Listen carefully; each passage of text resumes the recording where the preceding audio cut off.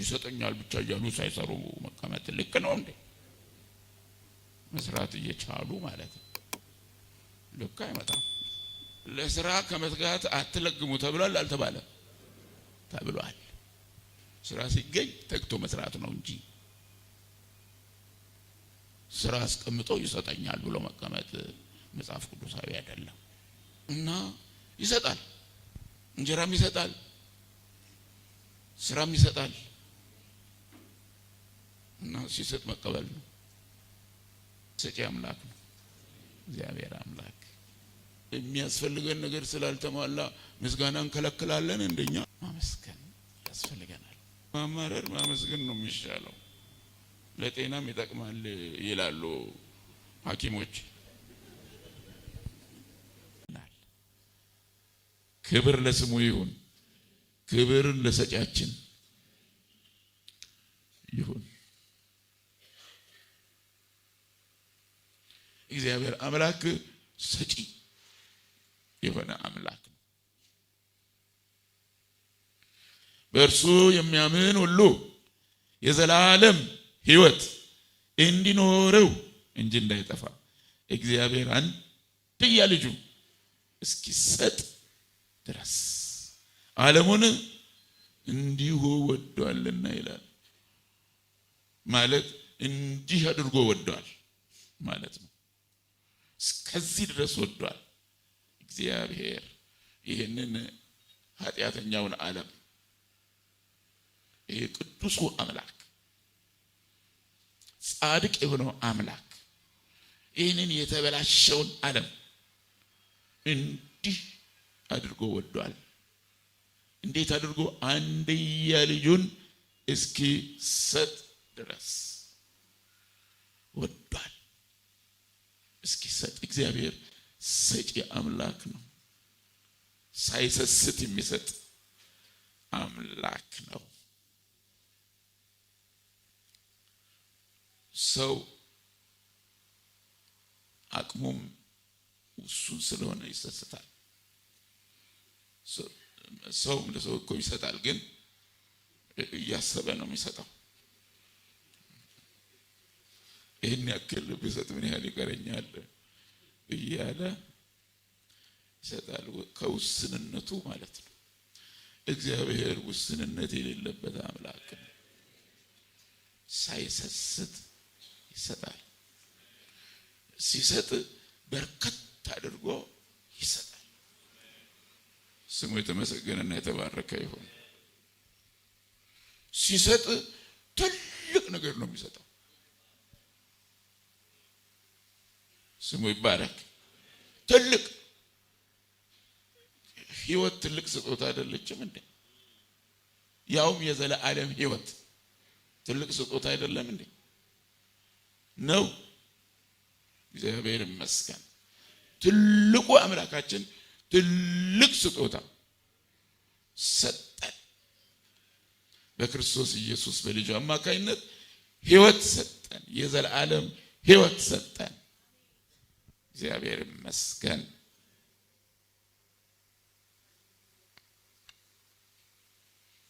እና ይሄ ስጦታ የጸጋ ስጦታ ነው።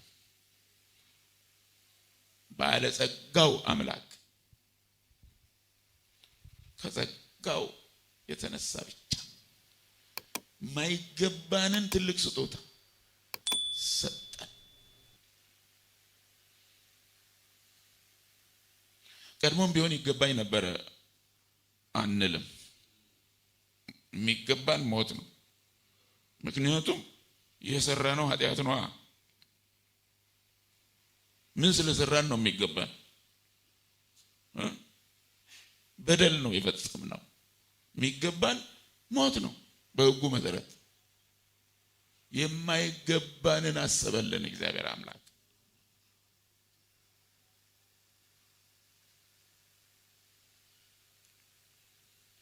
ጸጋ ለማይገባው ሰው የተደረገና የሚደረግ ቸርነት ነው።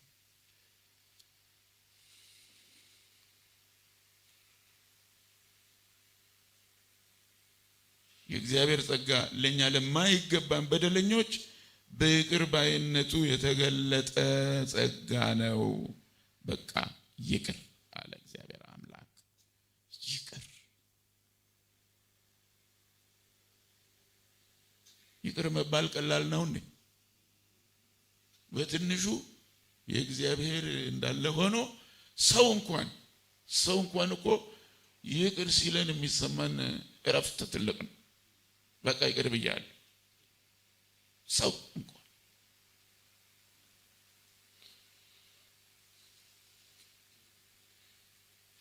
የእግዚአብሔርማ አይነጻጸርም። የእግዚአብሔር ይቅርታ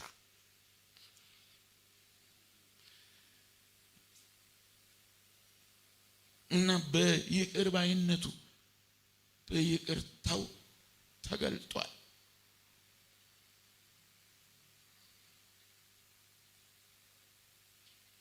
እና ይቅር የተባለ ሰው በእውነት የተባረከ ነው።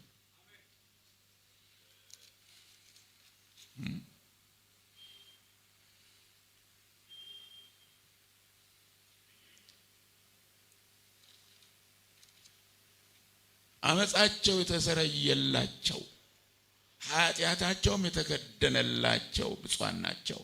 ጌታ ኃጢአቱን የማይቆጥርበት ሰው ብፁዕ ነው ይላል። ሮሜ ምዕራፍ 4 ቁጥር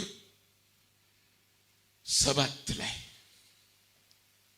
የተባረከ ነው ያ ሰው፣ የታደለ ነው ያ ሰው።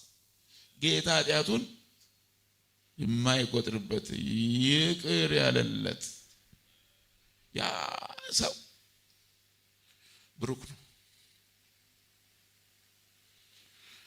የተኮነነ አይደለም ማለት ነው፣ የተባረከ ነው። እግዚአብሔር ስሙ የተመሰገነ ይሁን። እና ይሄ የእግዚአብሔር ስጦታ ትልቁ የእግዚአብሔር ስጦታ ከጸጋው የመነጨ ነው። ከጸጋውና ከጸጋው የተነሳ ወዳጅ ለወዳጁ እኮ ስጦታ ማበርከት አይቸግረውም። እኛ እኮ ጠላቶቹ ሳለን ነው ስጦታ የተዘጋጀልን የተላከልን። ገና ጠላቶች ሳለን የእግዚአብሔር ጠላቶች አምላክን የምንጠላ ሆነን ሳለን ነው ስጦታው የታሰበልን የተላከልን። ገና በደለኞች ሳለን ነው። እስቲ ለወዳጆቼ የሆነ ነገር ልላክላቸው ብሎ አይደለም እግዚአብሔር አምላክ እንደምንጠላው እያወቀ አመፀኞች አስቸጋሪዎች መሆናችንን እያወቀ መልካም ነገርን አሰበልን።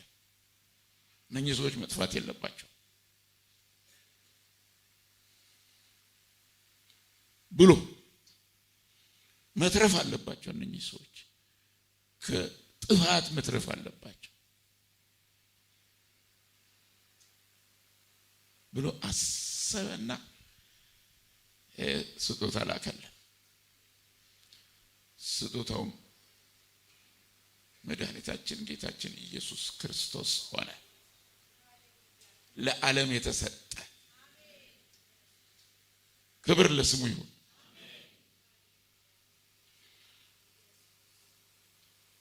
የእግዚአብሔር ስጦታ ይሄ ሁለተኛው ነው። ከሰው ስጦታ ይለያል። በአይነቱ ይለያል፣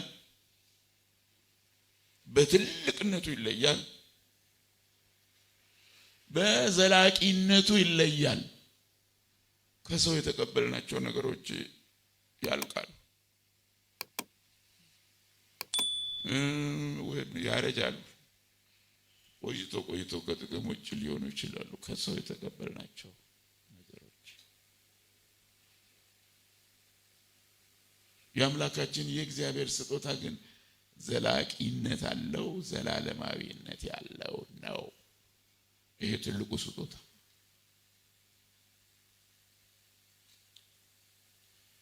በንባብ ክፍላችን ውስጥ የሰው የቅዱሳን ስጦታ እንዴት እንደሚሰጥ በስፋት ተወስቷል። ቅድም እንዳነበብ ነው የሰው ስጦታ ልክ ስለሚኖረው በልኩ ሊነገር የሚችል ይሄን ያልሰጠ ተብሎ አይደለም። የእግዚአብሔር ስጦታ ከሰው ልክ በላይ ስለሆነ ከመታወቅ ያልፋል። የእግዚአብሔር ስጦታ ማለት የማይነገር ነው። ስለማይነገር ስጦታው እግዚአብሔር ይመስገን ነው የተባለው። በሰው አንደበት ሊብራራ የማይችል የስጦታው መጠን፣ የፍቅሩ ጥልቀት ሰው በዚች በትንሽ አእምሮው ሙሉ በሙሉ ተረድቶ በትንሽ አንደበቱ ሊያብራራው ሊናገረው አይችልም። ያልፋል።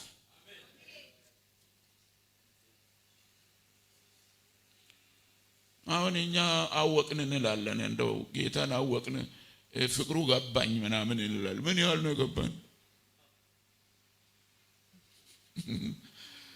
ገና ነው ቀመስን እንጂ ገና። ሐዋርያው ጳውሎስ ምንድን ነው ያለው?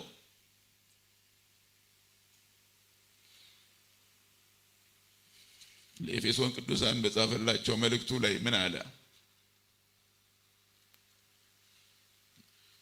ምዕራፍ 3 ላይ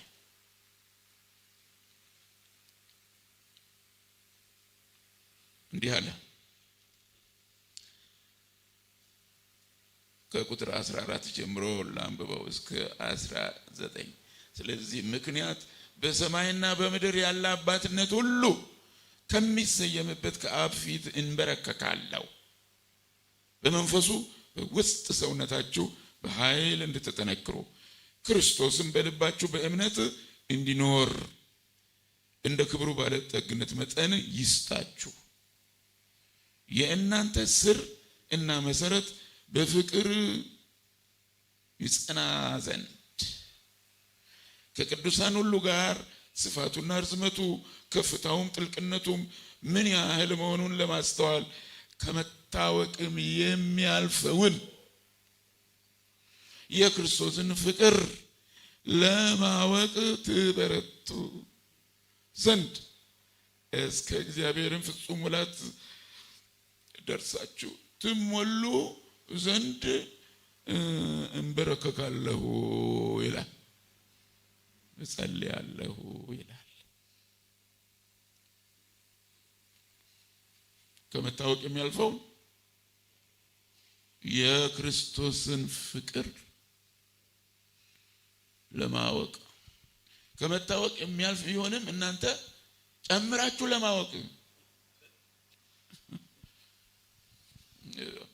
ትበረቱ ዘንድ እንዳትሰንፉ፣ እንደው ፍቅር ምን አይነት ነው እያላችሁ በፊት ከተረዳችሁት የበለጠ እንድትረዱ ፍቅሩን ለማወቅ።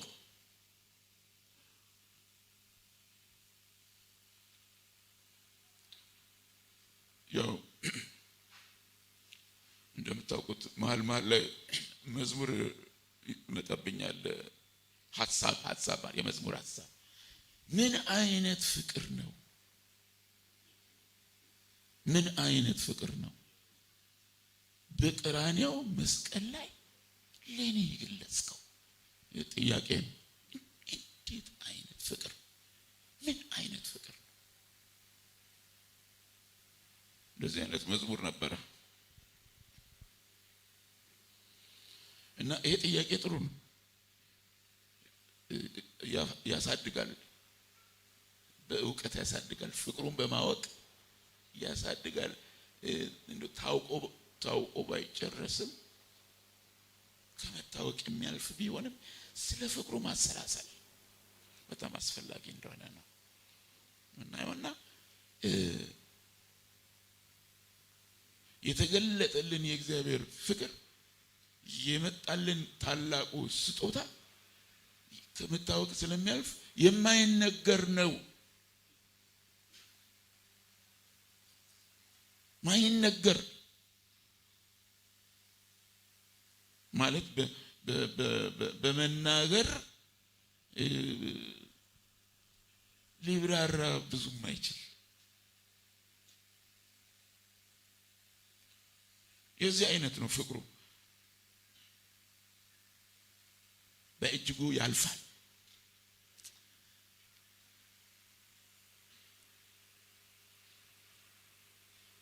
ስፋቱ፣ ርዝመቱ፣ ከፍታው፣ ጥልቅነቱ ሲታሰብ ያልፋል። እግዚአብሔር ትልቅ አይደል? ፍቅሩም ሰፊ ነው እና ከዚያ ሰፊ ፍቅሩ ነው ያቀመሰን።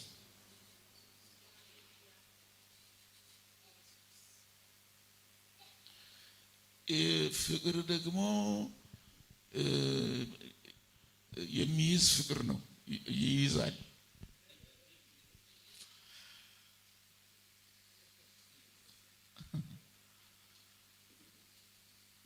የክርስቶስ ፍቅር ይያዛል። ያልያዘን ካለን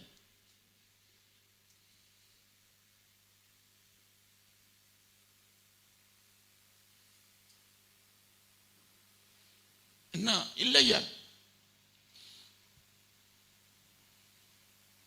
በአይነቱ ይለያል፣ በትልቅነቱ ይለያል፣ በዘላቂነቱ ይለያል። የአምላካችን የእግዚአብሔር ፍቅር የዘላለም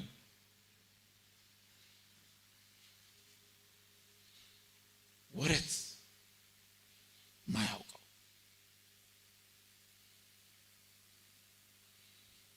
ማይቀዘቅዝ ፍቅር ነው እና በዚህ ምክንያቱ እኮ ነው ጌታን ካወቅንበት ጊዜ ጀምሮ ይህን ፍቅሩን ከቀመስንበት ጊዜ ጀምሮ በፍቅሩ ከተያዝንበት ጊዜ ጀምሮ ብናየው ያልተለወጠብን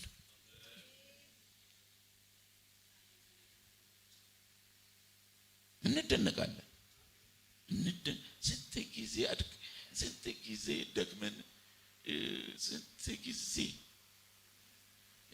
እንደሚገባን መሆን ተስኖን ስንት ጊዜ እና መለስ ብለን ጌታዊ ስንል አለ እሱ እዛው ነው አይደለም እንዴ? ስንት ጊዜ የሚዘልቅ ፍቅር ነው። ማይለወጥ ፍቅር ነው።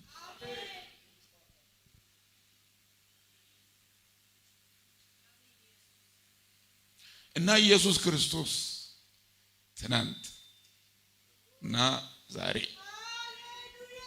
እስከ ለዘላለምም ያው ነው። እኛን በወደደበት ፍቅሩ ያው ነው።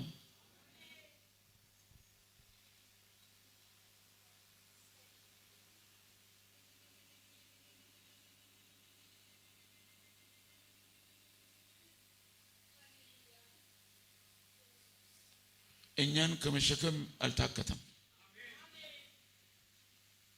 ይዞናል።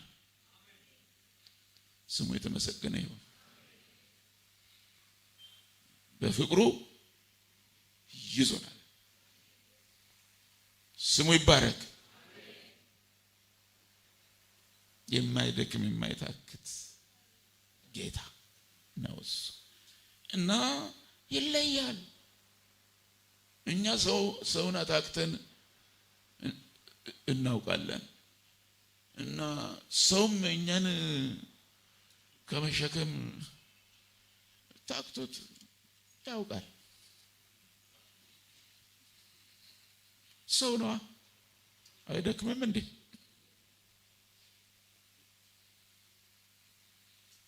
አሁንስ ታከተኝ ብሎ አያውቅም። ክብር ለስሙ አላለም። እስከ ዛሬ ድረስ ተሸክሞናል። በአባትነት ፍቅር እስከ ዛሬ ድረስ ይዞናል። ስሙ ይባረክ። ልዩ ነው የእርሱ ፍቅር፣ ልዩ ነው የአምላካችን የፍቅር ስጦታ። ሶስተኛ ከዚህም የተነሳ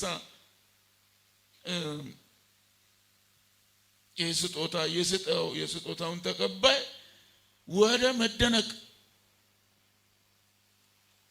ያመጣዋል፣ ወደ መደሰት ያመጣዋል፣ ወደ ምስጋና ይመራዋል፣ አምልኮ ውስጥ ያስገባዋል። ስለማይነገር ስጦታው እግዚአብሔር ይመስገን ወደ ማለት ያመጣዋል።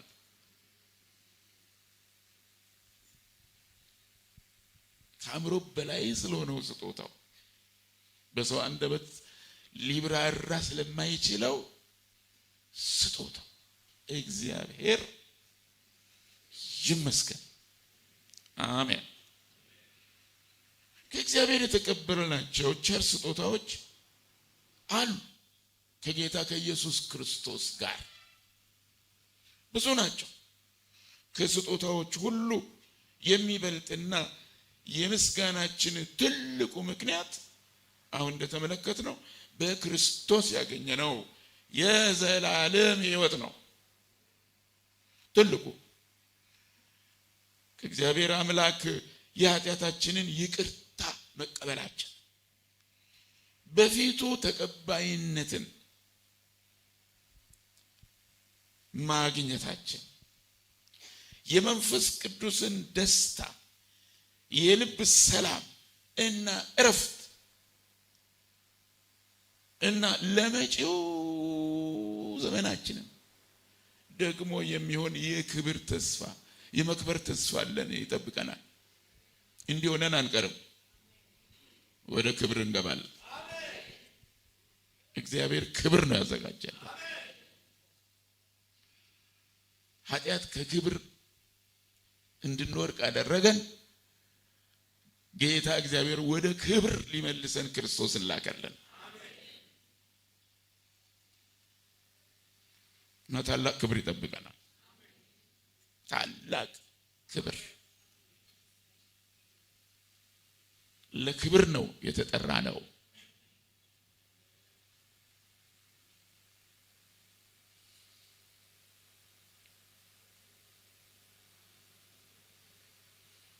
እና ያ የክብር ተስፋ የሚጠብቀን ነን። ይሄ ሁሉ ተስፋ ተሰጥቶናል። ይሄንን ሁሉ መያዛችን ውስጣችንን በሐሴት እየሞላ ለአምልኮ ሊያነሳሳን ይገባል። እግዚአብሔር ይመስገን።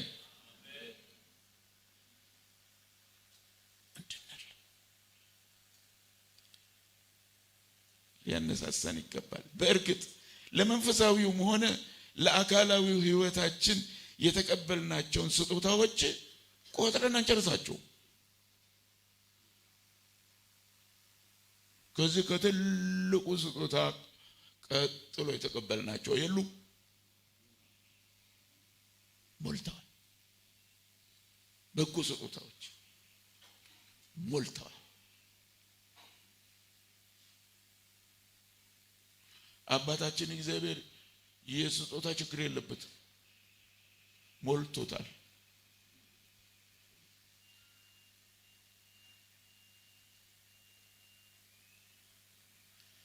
ገና እንዲሟሉልን የምንሻቸውም ይኖሩናል።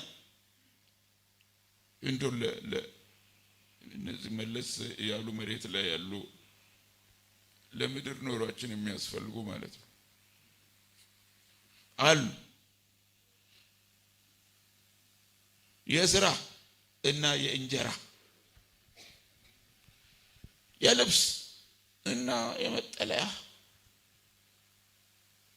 የትዳር፣ የጤና ጉዳይ፣ መንቀሳቀሻችን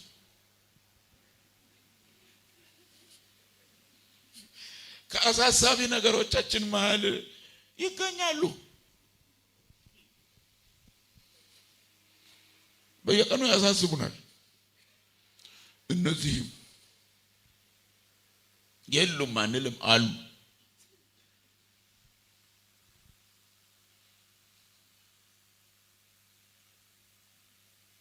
እንደ እግዚአብሔር ፈቃድ ጊዜያቸውን እና ተራቸውን እየጠበቁ የሚመለሱልን ጥያቄዎች አሉ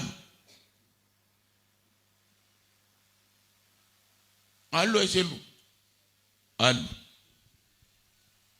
ይመለሳሉ።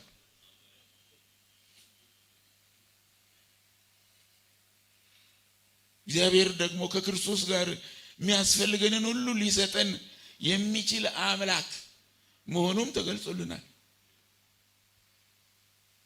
ቃሉ ለገዛ ልጁ ያልራራለት ነገር ግን ስለ ሁላችን አሳልፎ የሰጠው ያው ከእርሱ ጋር ደግሞ ሁሉን ነገር እንዲያው እንዴት አይሰጠንም ይላል። ሮሜ ምዕራፍ 8 ቁጥር 32 ላይ ይሄ ተጽፏል። ይሄ እንግዲህ መተማመኛችን ነው።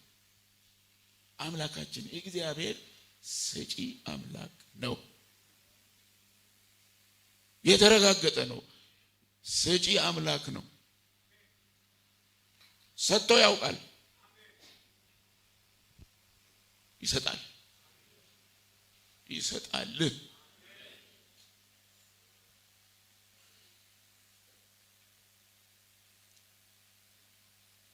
የመጨረሻውን ከፍ ያለ ስጦታ የሰጠን አነስ ያሉ ፍላጎቶቻችንን ማሟላት አይሳነው።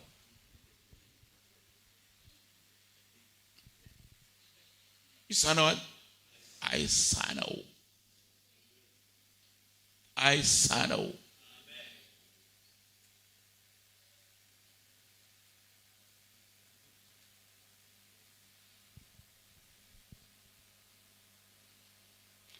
ለምኑ ይሰጣችኋል ብሏል አላለም? ጌታ ኢየሱስ ብሏል። ሰጪ ነው።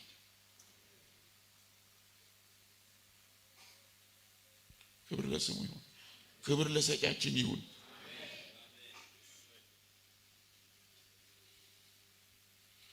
ደግሞም የዕለት እንጀራችንን ዛሬ ስጠን እያላችሁ ጸልዩ ብሏል አላለም?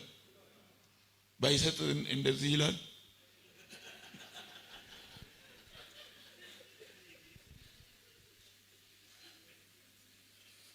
የዕለት እንጀራም ይሰጣል፣ እንጀራ ወደሚገኝበትም ይመራል።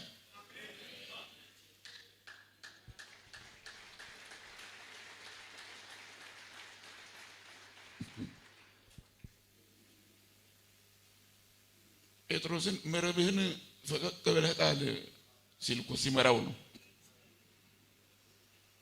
ምሪት ሲሰጠው ነው። ይመራል። ያኔ ጴጥሮስን የመራ ዛሬ አይመራም? ይመራል።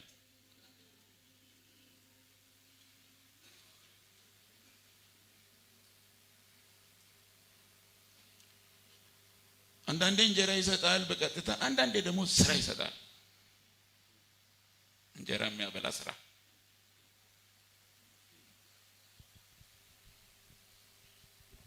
አይደለም?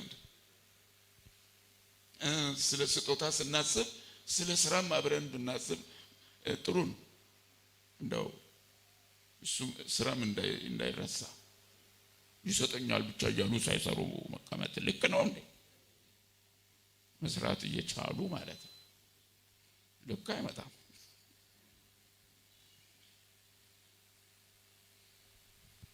ለስራ ከመትጋት አትለግሙ ተብሏል አልተባለም? ተብሏል። ስራ ሲገኝ ተግቶ መስራት ነው እንጂ ስራ አስቀምጦ ይሰጠኛል ብሎ መቀመጥ መጽሐፍ ቅዱሳዊ አይደለም። እና ይሰጣል። እንጀራም ይሰጣል፣ ስራም ይሰጣል። እና ሲሰጥ መቀበል ነው። ሰጪ አምላክ ነው እግዚአብሔር አምላክ ለማለት እና አይሳነው ዛሬም አይሳነው።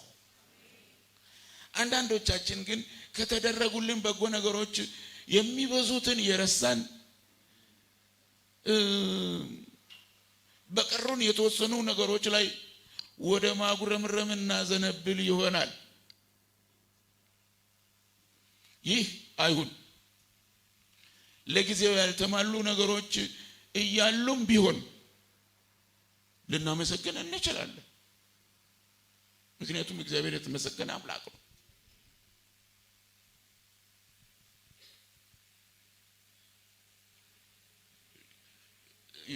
ያ የተወሰነ የሚያስፈልገን ነገር ስላልተሟላ ምስጋና እንከለክላለን እንደኛ?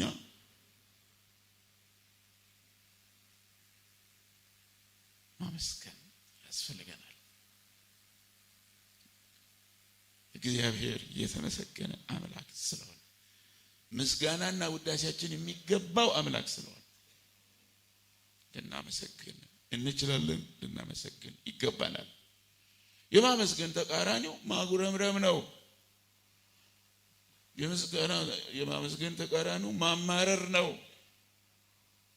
የሚሻለውና ጤናማው አማራጭ ማመስገን ነው። ከማማረር ማመስገን ነው የሚሻለው።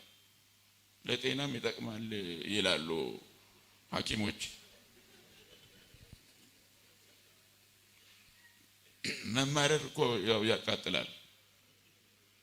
ጤና ይጎዳል። ማመስገን ነው የሚሻለው።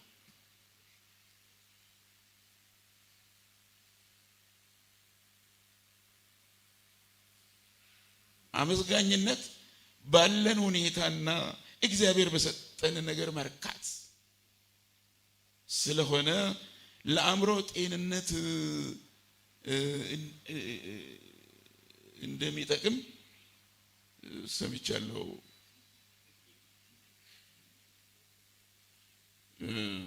ከአዋቂዎች ሰምቻለሁ።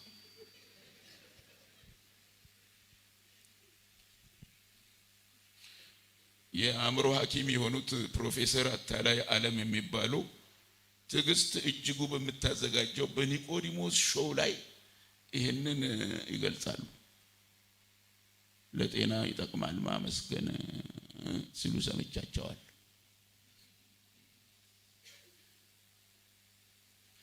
ለአእምሮ ጤንነት እንደው ቢያንስ ይጠቅማል። አእምሮ ጤና ከሆነ ደግሞ ሌላው ጤና ይሆናል። በእውነት እግዚአብሔር አእምሮአችንን ጤናማ ያድርግልን። ጤናማ እንድንሆን ስለ እግዚአብሔር ስለ አምላካችን ጤናማ የሆነ አመለካከት ይኑረን።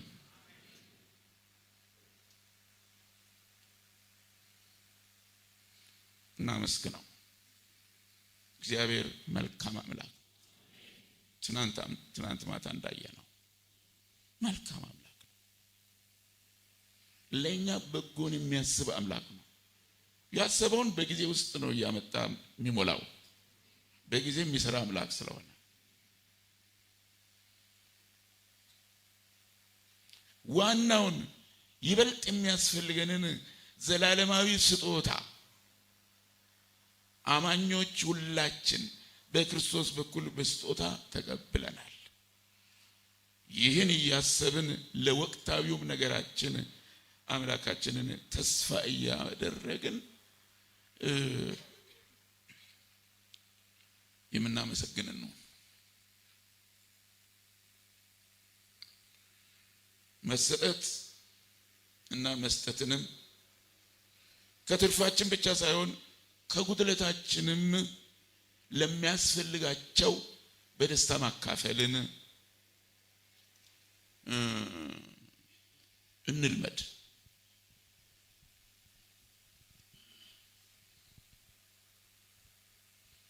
የሚያስፈልጋቸው ብዙ ናቸው። እኛ ጋር ያለ እነሱ ጋር የሌለ ብዙ ነገር አለ።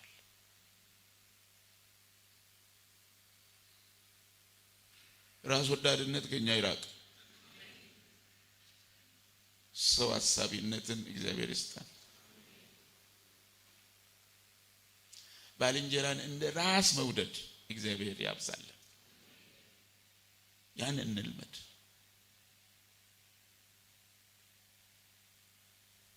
አንዳንድ ሰዎች የሚሰጡት ስለተረፋቸው አይደለም፣ በመስጠት ደስ ስለሚላቸው ነው። በእርግጥ ነው መስጠት ደስ ያሰኛል። ሰጣችሁ የምታውቁ ታውቃላችሁ።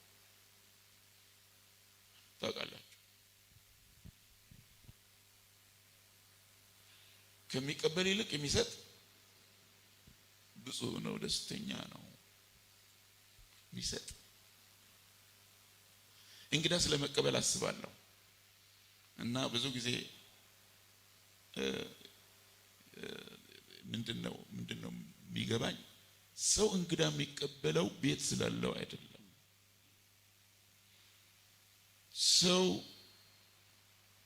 እንግዳ የሚቀበለው የሚያበላው ነገር ስለተረፈው አይደለም። እንግዳን የሚቀበለው መጀመሪያ ሰው በቤቱ ሳይሆን በልቡ ነው። ሰውየውን ተቀብሎታል ማለት ነው።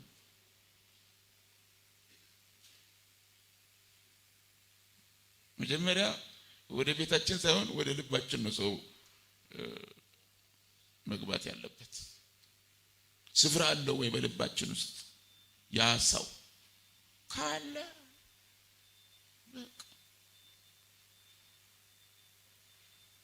በቤት ውስጥ ብቻ ሳይሆን የትም ማስተናገድ ይቻላል። ዋናው መቀበል ነው። እኔን ተቀበሉኝ እያልኩ አይደለም። እኔ እንግዳ አይደለሁም። እዚህ ከተማ ከእናንተው ጋር ነዋሪ ነኝ እና እንግዳ ግን ስለማታጡ ብዬ ነው። ሲያጋጥማችሁ በልብ ተቀበሉ። ግን እንግዳውንም ደግሞ እየመረመራችሁ በእርግጥም እንግዳ ስለመሆኑ የእግዚአብሔር እንግዳ የሚባል አለ።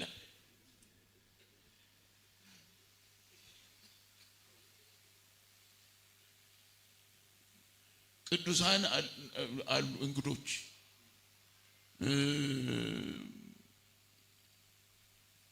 አገልጋዮች የሚባሉ ሊሆኑ ይችላሉ፣ ላይሆኑ ይችላሉ። ግን ስለ ጌታ ሕይወታቸውን የሰጡ ከዚህ የተነሳ ከሚኖሩበት ስፍራ ይወጡ በእናንተ በኩል አድርገው የሚያልፉ ሊኖሩ ይችላሉ።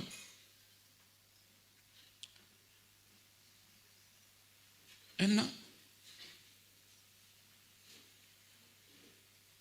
የተመሰከረላቸው እንግዶች አሉ። ለማለት የፈለኩት ምንድነው?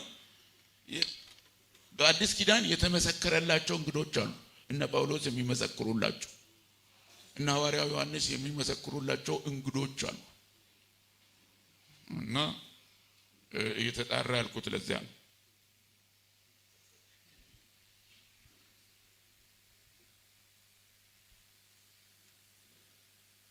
ታዲያ እንግዳ ለመቀበል ልብ ነው ወሳኝ፣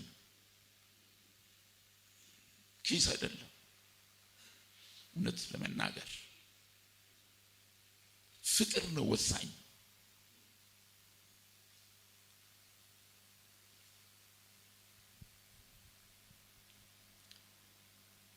ቅዱሳንን በዚህ ለማገልገል መትጋት ጥሩ ነው።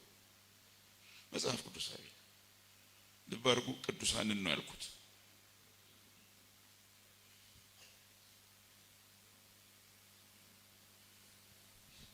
ሌላውስ በልኩ ይስተናገዳል። ሌላው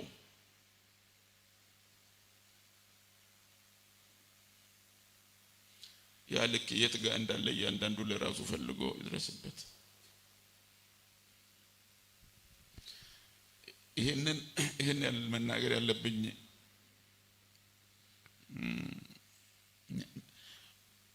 በዚህ በአቀባበል ዙሪያ አሳሳቢ ነገሮችም ስላሉ ነው።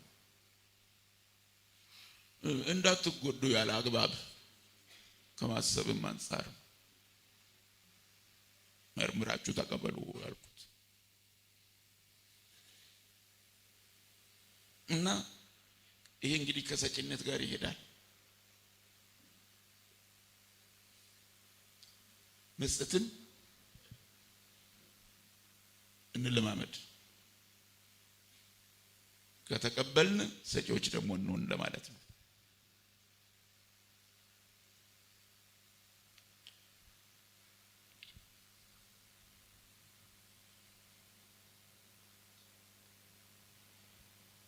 ከሁሉ ስለሚበልጠው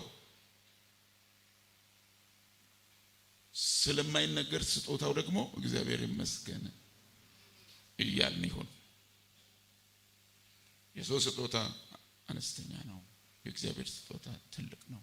ስለ ትልቁ ስጦታ እግዚአብሔር አምላክ ይመስገን። ይህን ያልካልኩ ይበቃኛል። በሁሉ እግዚአብሔርን አመስግኑ ብላችኋል የሚለውን ጥቅስ ወስዳችኋል። በዛ ውስጥ አስገቡት። ይሄንን አመስግኑ።